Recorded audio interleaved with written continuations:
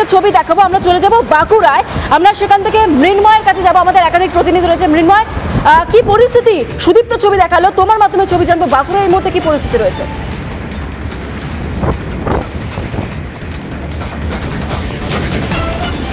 দেখো, বাঁকুড়ায় গতকাল পর্যন্ত বৃষ্টিপাত হয়েছিল 210 মিলিমিটার, অর্থাৎ রেকর্ড বৃষ্টিপাত। এবং গতকাল রাত থেকে এখনো পর্যন্ত যে বৃষ্টিপাত হয়েছে প্রায় 300 মিলিমিটার পেরিয়ে যাবে। অর্থাৎ এই রেকর্ড বৃষ্টিপাতের ফলে বাঁকুড়া জেলার শিলাবতী, দ্বারকেশ্বর থেকে শুরু করে দামোদর, গন্ডেশ্বরী যে সমস্ত নদীগুলি আছে সেই নদীগুলি কিন্তু ফুঁসছে। এবং গতকাল আমরা রিপাবলিক বাংলার যে ছবি আমরা দেখিয়েছিলাম যে পূর্ব বর্ধমানের দামোদরে বালি আনতে এসে যে লরি নদীর মধ্যে ডুবে আছে, অর্থাৎ সেই ছবি কিন্তু বাঁকুড়াতেও আমি তুলে ধরছি। দ্বারকেশ্বর নদীতে আমার ক্যামেরা পার্সনকে বলবো জুম করে সেই ছবি দেখানোর জন্য। দেখতেই পাচ্ছ সারি সারি লরি কিন্তু দ্বারকেশ্বর নদীর মধ্যে কিন্তু ডুবে আছে। অর্থাৎ নদী যে ফুসে উঠেছে সেটা কিন্তু পরিষ্কার বলাই যায়। এবং আমার ক্যামেরা পার্সনকে বলবো যে চারিদিকে জলের ছবিটা তুলে ধরার জন্য। অর্থাৎ চারিদিকে বাঁকুড়া জেলার যে সমস্ত নদীগুলি আছে সেই নদীগুলি কিন্তু ফুলে ফেপে উঠেছে।